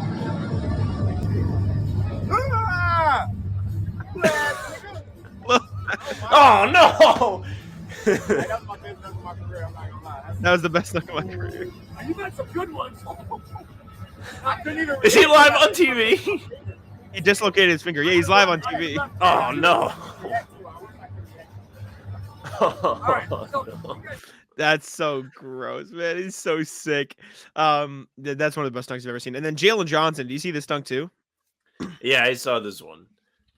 Jalen Johnson. People are hyping this one up. It's tough after you saw Anthony Edwards first. I know. Like any other night, this would have been the best dunk of the night. But Anthony Edwards had this is like the first play of the game, mind you. One of them. Oh my god, it literally is. Yeah, it's literally like the first play of the game. They get a stop, and then this happens. Wham! I mean, to his credit, he does jump over Austin Reaves. Like he does fully clear Austin Reaves, who is just standing there in the paint. Like this is insane. Why are we pausing? Twitter, come on. Twitter's awful with like videos. You cannot watch a video on Twitter and not have it buffer if you want to pause. It's perfectly the first time. Look at this. Bang. Yeah, he really did just kind of jump over him. All the way over him. My God, that was disgusting. That Vit Krejci in the starting lineup. What are we doing? Anyways, that has to suck. Sorry. Did you see Austin Reaves reacting to this? No, I didn't see that. Pull it up. A reporter after the game goes, "It would be negligent of me to not ask you about the dunk," and this was the interaction. It would be negligent not to ask you, Austin. About See, this is why I don't like you. I know. I'm a good reporter. What happened on that first play? Everybody's seen what happened. Nobody had your view. You don't want my view. Is it not a charge? Did you hear him? He goes, "Nobody had your view." No, you don't want my view. Yeah, that's all time. That's how you handle it, though. That's how you got to handle it. This is why I don't like you. This is would have been a little bit different if they lost. Lakers won. They won by like 31. Oh, I see. Yeah, true. You have a little bit of fun. Yeah, they lose by 31. You might not be asking about the dunk. Man, good on the reporter though, because being in the situation, it's tough to ask any question. Never mind break their balls. Mm-hmm. Yeah, man. Very funny. Very funny. Credit to Jalen Johnson, Anthony Edwards. Those were some those were some dunks. Those are something special. Okay, let's next thing. Adam Silver is addicted to gambling, just like Bruno Mars, as you put on here. Adam Silver and the NBA are working. It made me laugh, it made me chuckle. Adam Silver and the NBA are working on putting a betting infusion. So the NBA is infusing betting into live games on NBA League Pass. The league and Sport Radar, a global data company, are rolling out a new option for League Pass viewers to be able to track betting odds on NBA games as they watch them on the app, and then offer the ability to click through and wager through the NBA's betting partners. Now, very different. Prize Picks, higher, lower. Entries, different. Shout out Prize Picks. We love that. Very different. We love that. Go check out Prize Picks. Use code CLNS. This is egregious. This is too much. This is way too much. I don't like this at all. I'm not a fan. I don't know about you. I don't like this at all either. I mean, you heard me come on here and bitch on Monday about the people next to me at the game saying, I need this many points. I need that many points. I don't like that people watching basketball now is like becoming, I want to watch my bets. I have no problem with people betting on teams, but for whatever reason, the prop bets get under my skin. They are fun. Like, make no mistake. Like, it is fun. And I guess this is more about, like, you know, at home watching. You're not going to the Garden and cheering for your picks. But this is like, I don't know. Do we really think sports gambling needs to be everywhere in everybody's face at all times? Mm-hmm. I know this is tough because this is like hypocritical from us. So take it with a grain of salt. It's just, I don't know. I don't think sports betting is a bad thing. Like, I think you should be able to bet on sports. Like, I'm not against it in general, but I do think there needs to be some level of, what's the word? Not restrictions, but like, maybe restrictions is the word. It's a different word for it that I'm looking for, but like, guidelines or rules like in place, like that separated enough from the sport where it's not like you talked about it last time. Rudy Gobert, like saying like, oh, you know, that's bad for the, it is rigged. This is like 10x worse than for the game is rigged crowd. Like putting it integrated with the official NBA League Pass viewing that's a lot. And more to this, like I didn't put it on the sheet because I didn't copy paste this. I had to type it out and we get lazy. But like, I guess it'll take you to whichever betting partner you prefer or use. Like you can just click on all of them. Like they're making it easy for you to just lose your money. Yeah. Say what you want about Prize Picks, but they don't want me losing my money. So shout out to them. They're actually looking out for me. Good on them. Shout out Prize Picks. They don't want me losing money. We love Prize Picks, man. I do. Shout out to them. They saved me money. Alrighty. Are you ready for March Madness bracket? Pull it up. All right. We gotta do it. For today's March Madness bracket, we are doing the actual March Madness bracket. But Bet more you importantly, fuckers didn't see that coming. More importantly, we're not just doing the March Madness bracket. We are doing the How About Them Celtics group March Madness bracket, which I did create. We created a group. And so the link will be out. The link will be in the description for you guys to join.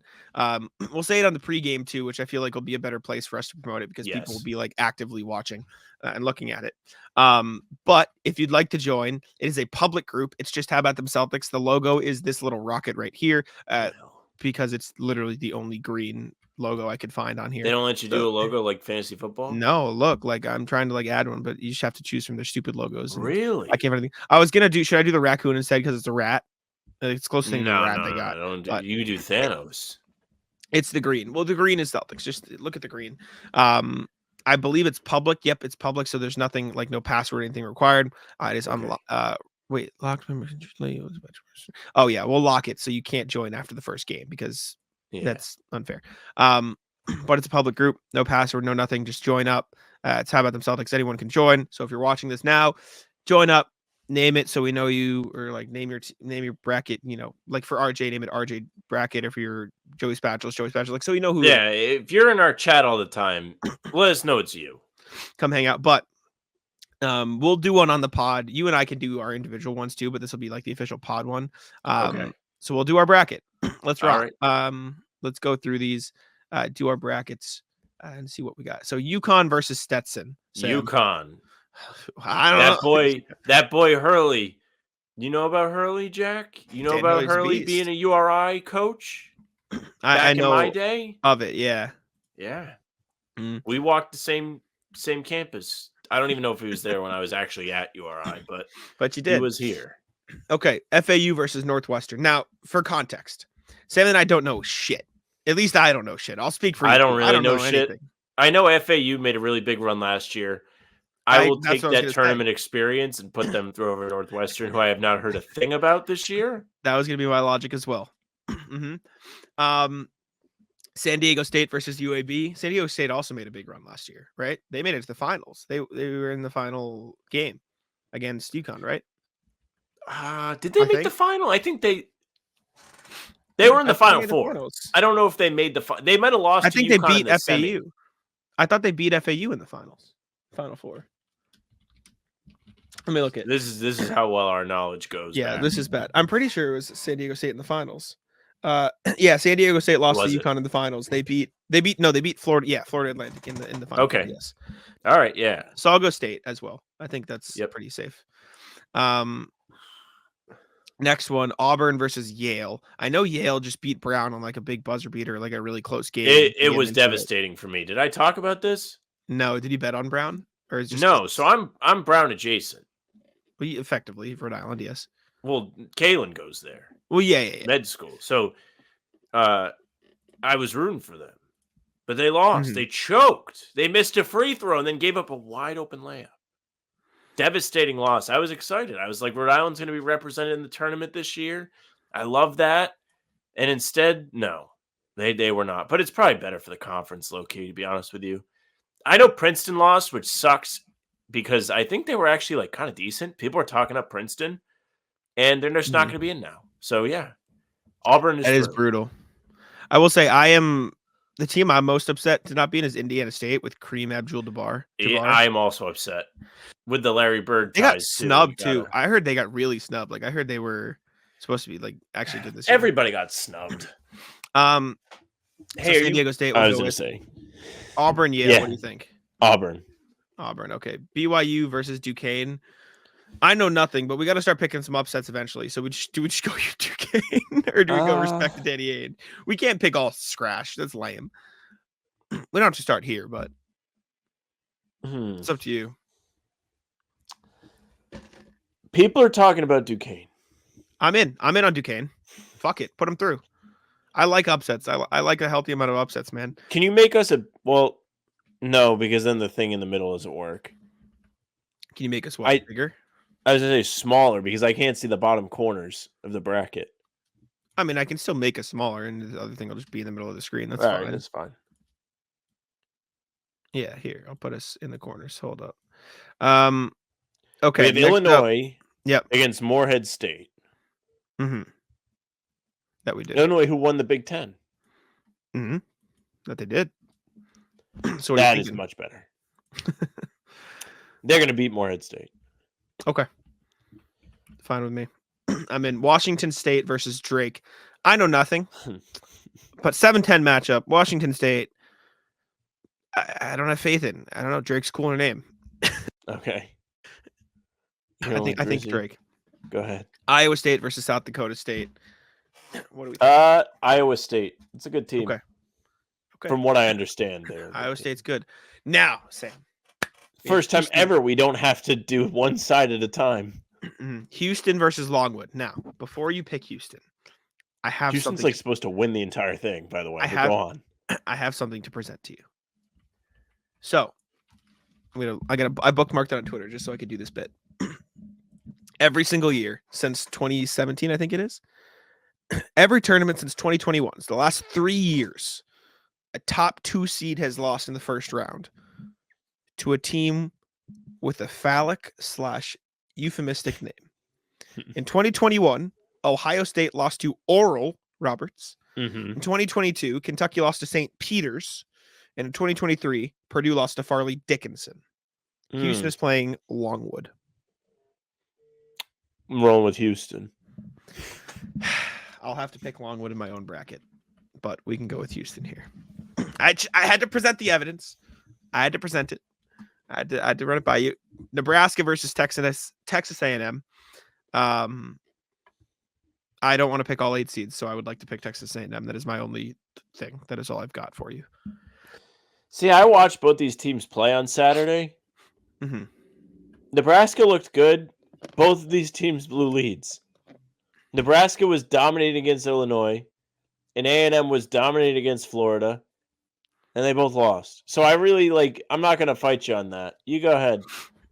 Sweet. I'll say this about A&M, though. These guys, some of them never seen a shot they don't like. Tough. Wisconsin versus James Madison. This is the Big Cat Bowl. Big Cat versus PFT. Because PFT went to James Madison, right? Yes. So who are we riding with? I'm going to go with Wisconsin. Okay, I'm going to pick James Madison in my bracket, but I won't fight you on it. I thought Wisconsin looked pretty good in the Big Ten tournament. That's why. I thought they looked pretty impressive. They have AJ Stores, too. He looked really like NBA level type of, at least creativity.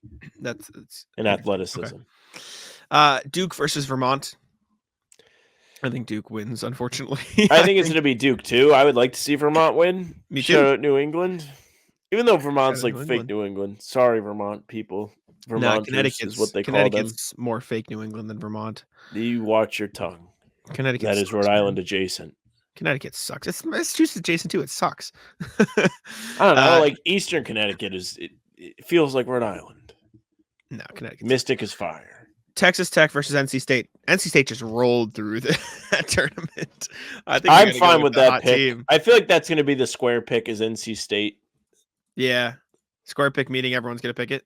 Yeah. Everyone's going to be got to pick NC State. You just see them win the ACC. Mm-hmm. Kentucky versus Oakland. They won the whole thing. Yeah. Whatever tournament conference they won it. Kentucky versus Oakland. We heard a lot of good things from Tyler Rucker about Kentucky. Kentucky boys can play. We'll go. Florida versus, is this Boise versus Colorado? I didn't that, but I think Colorado wins. They've got Cody Williams, who's supposed to be disgusting. So I think they'll get through and then beat Florida, to be honest. But I don't have a take. You can put them through. Okay, I'll go with mine. We'll go a little, Marquette is through. Here. Yeah, Marquette, we've heard good things about as well. Down here, Rhode Island. North Carolina versus Hogwarts. Howard versus Hogwarts. UNC is going to win. Mississippi State versus Michigan State. I think Mississippi State. I was gonna say we should have respected Skier here, but if you'd like to just Is completely it shit Skier? on But it, I heard a lot of people saying Michigan State shouldn't even be in. Michigan State, you mean? Yeah. Okay, you can just respect Skier on the pod bracket. I'm gonna respect them on my personal bracket. Okay, but, that's fine. St. Mary's versus Grand Canyon. St. Grand Mary's. Canyon is the online school that always gets advertised everywhere, right? They are the coming to Grand. Yeah, they're Canyon playing University. 2K. Respect. St. Alabama Mary's versus- apparently is very good. So if you don't know, St. Mary's is in the same conference as Gonzaga, and they won the conference. Wow, that is impressive. Yeah. Alabama versus Charleston. I think Bama probably just wins. Roll right? damn tide. Clemson versus New Mexico. New Mexico. You're gonna pick all 11s? Yeah. Spoiler Evan alert, I'm Turner picking and Oregon on Pritchard? the other side too. Yeah. 11 for Pritchard. Yeah. Baylor versus Colgate. I don't know. I heard nothing about Baylor this year. So let's go Colgate. Colgate sent me a letter when I was applying to colleges. Respect. Okay. Sure. Dayton Should we versus dock them for that? Fuck you. Dayton versus Nevada. I think What do we Dayton think? wins. Dayton was the team to beat in the A10 this year, and they got beat. But Now- nonetheless, Mm-hmm. We have Long Beach State versus Arizona. Now, have you heard the story about Long Beach State? isn't this the guy that took the picture with the cheerleaders? No, I'm pretty sure Long Beach State fired their coach, but he still coached them through the end of the season, and then they made a miracle tourney run. Yeah, he was devastated. I think that was him. devastated the whoever's in charge of that. I want to go Long Beach State. Fuck Arizona. Sorry, Richard Jefferson. No, Yes, come on. no, Give you me one. cannot. Give me one. Arizona's like a powerhouse team. Like they are very good. Fine. You're so bored. Your bracket's Arizona is one of those schools that like is a hoss now. Your like bracket's they gonna have fucking they are a stink. newfound hoss. You're lame. Your bracket's gonna suck. I'll do my own. Purdue versus You do your own. MTSC versus Graham. Purdue's probably gonna win. Like you have to. But I don't know what the fuck the other schools are. yeah, it's Utah State versus TCU. 8-9 is 8-9. I'll Go go Utah State. TCU. Oh. I Well, feel like TCU has okay, had phone more calls, like I can fun hear you tournament really. moments than a lot of other schools. I was gonna say Utah State for Nemi and Justin Bean, but if you'd like to go TCU, we can. I like that. If you have like Celtics reasoning, you go for it. Sorry, I got a phone call. I couldn't hear you during that. Gonzaga versus McNeese. I've never heard of What the McNeese. fuck is McNeese, dude? I don't know, but the name's kind of cool. Nah, it sounds like a bunch of guys that are gonna ask if they know who their father is. It's true. Loyal Gonzaga. people. Kansas versus Samford. Now, Kansas is probably to win, but Samford has the cooler logo, so I'll let you choose. What the hell is his logo? It's a dog. He's a bulldog. Look at him. Kansas. It's all cool. You're such a fucking loser. I hate you. South Carolina versus Oregon. Shout out Pritchard. Creighton versus Akron. I assume you don't like Creighton's a Akron pretty good because- team. Okay. Yeah. We ride with the Big East on this podcast. Not that I really care about any of it, but it's like I don't know. It's all around here. Texas versus UVA / CSU. Thoughts? This is hard because your 10 matchup is Virginia and Colorado State. Hmm. Everybody hates Virginia in this tournament. People are mad that Virginia got in over like Providence and teams like of that level. Yeah. You got to pick Texas out of principle. Okay. Respect. Tennessee versus St. Peter's. Are we rocking with Tennessee because they're the 2 seed or against them because Grant? Oh, Mm-hmm. I think you rock with them. Everybody says Tennessee's real good. You just pick scratch when you fill out your brackets, don't you? That's what I'm getting from you. You just UConn can't like versus- dick around. The place to dick around is You not 1 and absolutely- 2 seeds. You absolutely can't dick around. Have you seen the last 4 years? You absolutely can. Literally. UConn versus FAU. UConn's a beast. Respect. Yeah. I don't know anything about San Diego State or Auburn, so I don't have a preference. I'm trying to think. I watched Auburn on Saturday. Pretty sure San Diego State lost to Eddie House's kid, so I watched both those games. So fuck San Diego State then. Yeah, go with Auburn. Or wait, they lost to him. Not be the Yeah. worst. Yeah, Auburn. So, Duquesne versus Illinois. I don't know anything about either of these teams. Illinois is a pretty good team. All right. Drake versus Iowa State. I want Drake, but if you'd like Iowa State, I won't fight you. I can do it on my own bracket. Just go Iowa State. Houston versus Texas A&M. I know Houston's a hoss, but I'm going to have them losing in the first round on mine, so we can put them through for you. Okay. Wisconsin versus Duke. Are you Big Cat or are you Duke wins? Oh, man, I would love to see Big Cat go forward, man. You could pick them. It'll be so funny if they go through and they get really far and lose. NC State versus Kentucky. Shout out Tyler Rucker. He told us what's the word. He told us about Kentucky. Go Marquette with versus Marquette. Colorado. All right. North Carolina versus Mississippi State. North Carolina lost to NC State, and you said good things about Mississippi State, so I'm down to pick them.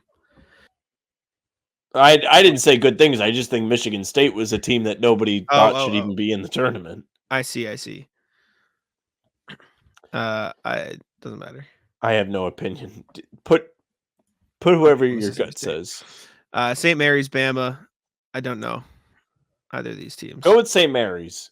All right. You want to talk about scratch?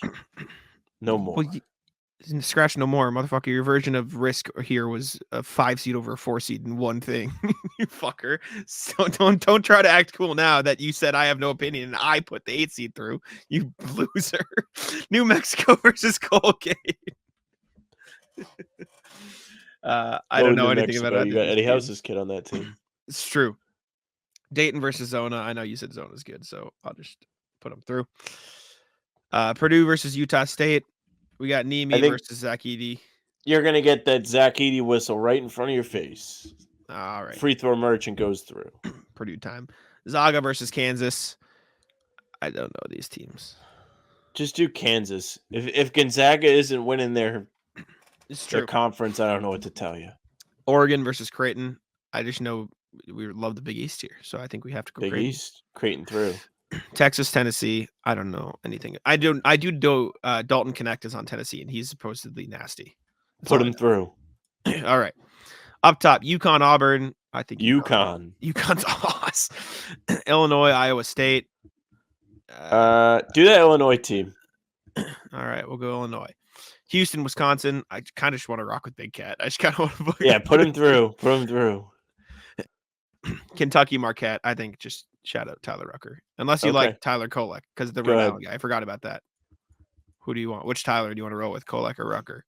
Go with Tyler Rucker because we actually know him. Shout out. Mississippi State versus St. Mary's. Is this the St. Mary's Miracle Run, or is it Mississippi State time? Yeah, put St. Mary's through. St. Mary's. Eddie House versus Arizona. Put Eddie House's kid through. Why not? Fuck yeah. Carry. Purdue versus Kansas. Kansas through. See ya, Edie. Bum. Love that. And then Creighton versus Dalton Connect. Big East time. Creighton through. Big East. All right. UConn versus Illinois. UConn.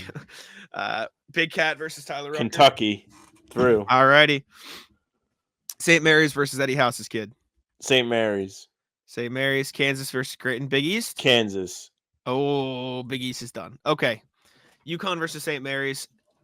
UConn is just going to win. Kentucky, Kansas. I think Kentucky. Okay.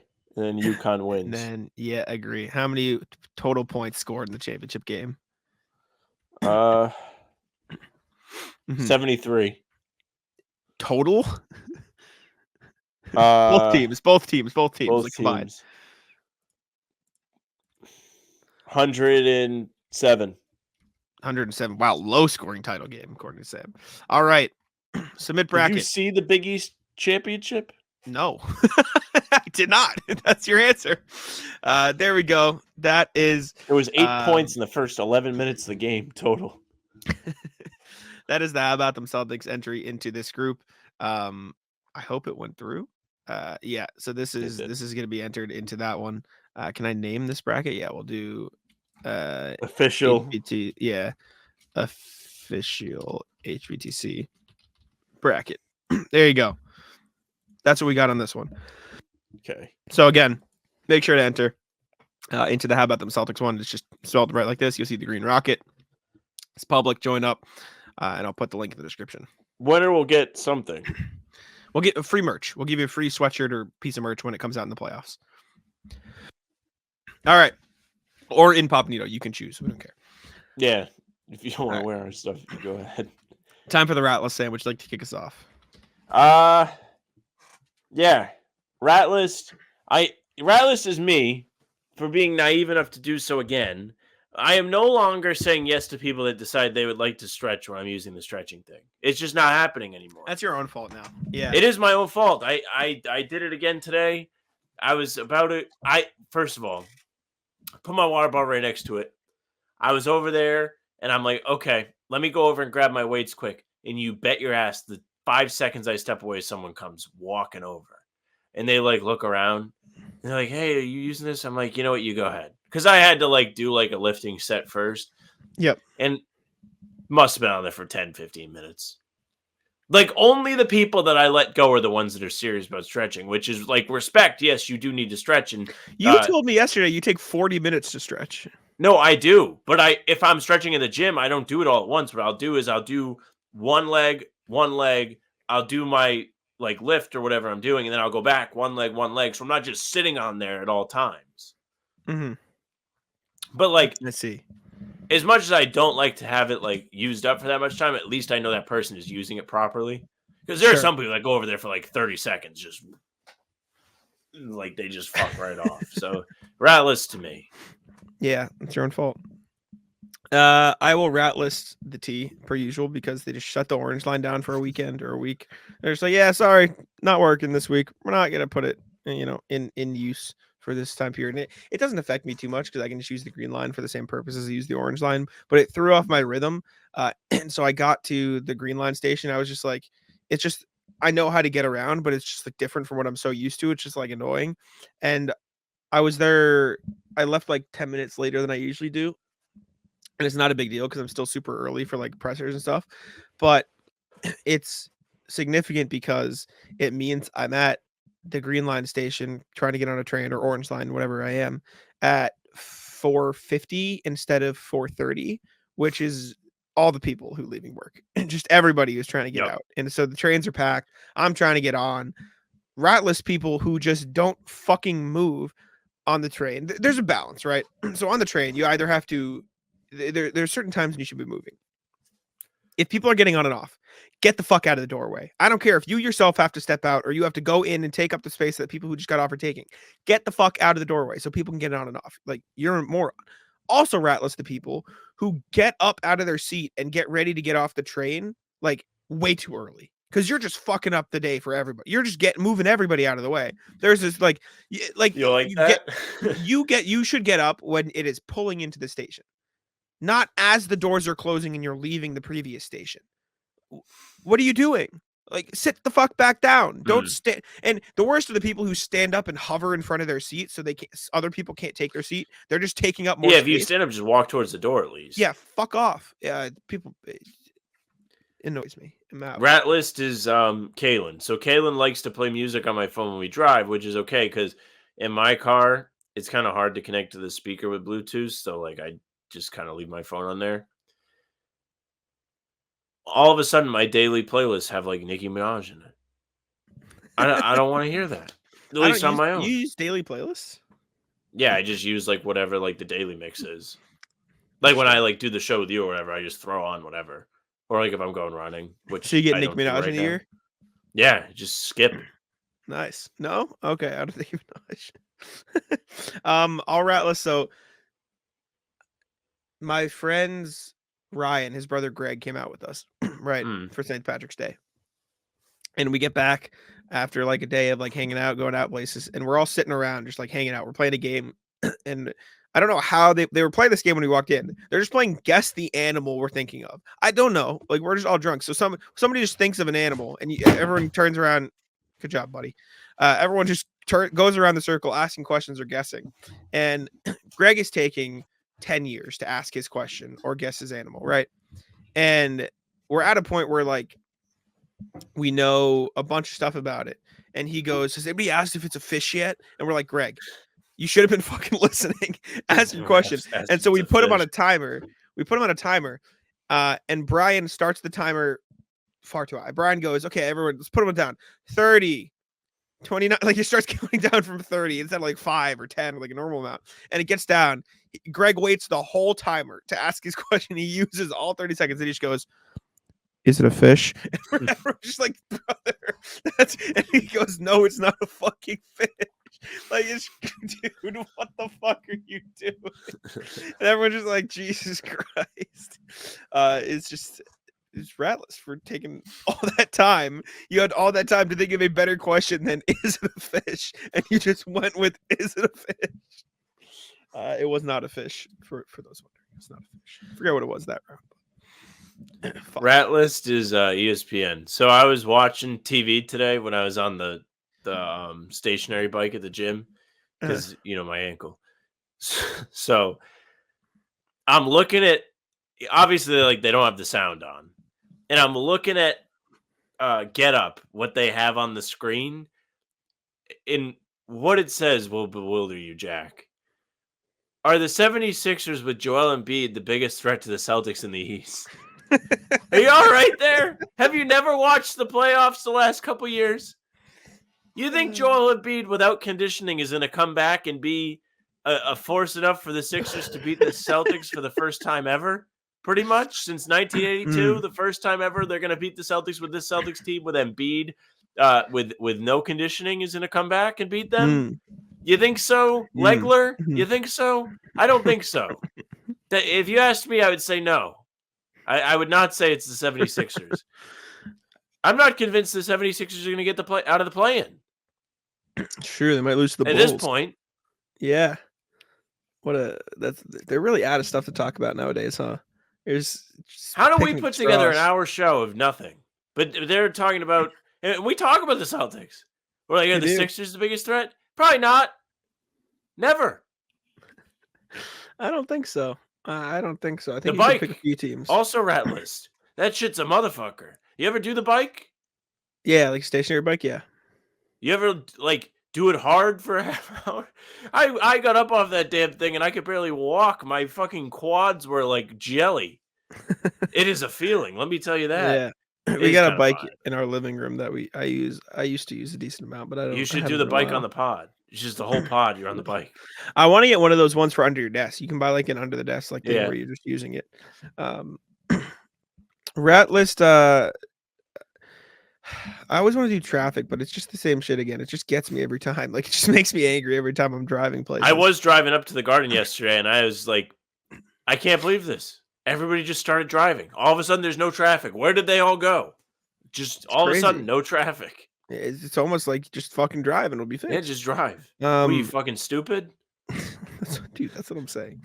I don't think I have anything else. I think that I haven't done. I just went to the game yesterday. I'm trying to think if there's anything else on like my way in, but I don't think I had to deal with anything too bad. So yeah, that's all I got. I don't know if you have anything else. Nobody pissed me off yesterday, really. No. There was one woman that cut us in line, like waiting to get in. But like, what do I care? Yeah, it's just not worth the effort or the annoyance of being annoyed. That who cares? You're going to the same place. Anyways, thank y'all for tuning in. We appreciate it very much. Make sure to subscribe to How About Them Celtics. Check us out on podcast platforms and leave a like on the video. We'd appreciate it very much. Yeah, I'll let Sam wrap it up. Yeah, thank you very much for listening or watching. If you're watching, make sure you subscribe to the YouTube channel, hit the notification bell so you don't miss any of our daily uploads coming at you at 5 a.m., whether it's these shows that are Tuesdays, Thursdays, and Sundays going up, Talking C's, which is live Monday, Wednesday, and Friday in the morning at some point. Then you've got the game recaps the day after the game. You have pre-games a half hour before each game. We have so much content for you. You don't know what to do with it. You subscribe, you get all of it. It's free. You leave a like, it's free. Leave a comment, it's free. Say what's popping. It's actually rewarding. It's better than free. You can also find us on Spotify and Apple. If you follow us there, you're going to get the audio pods and game recaps right to your inbox. You can leave us a 5-star review too. We would like that very much. You can find us via email. hbtcpod@gmail.com is the way to do that. You saw us read. We had a good amount of emails today. We had, 4 or 5? Good crowd. Definitely join it. You can also find us on socials at How About Them C's. That's Twitter, Instagram, and TikTok. The Facebook is just the name of the podcast. Our streams are there. They're on YouTube, and they're on Twitter. Jack, Also- Twitter's at Jack Simone NBA. Sorry, before you do that, just shout out to the Papa Tom parlay to wrap up the show. He hit. I just hit? need to give him his love. He hit yesterday. I just need to give him his love. Sorry, my bad. And follow me at Sam LaFrance NBA. It's a first.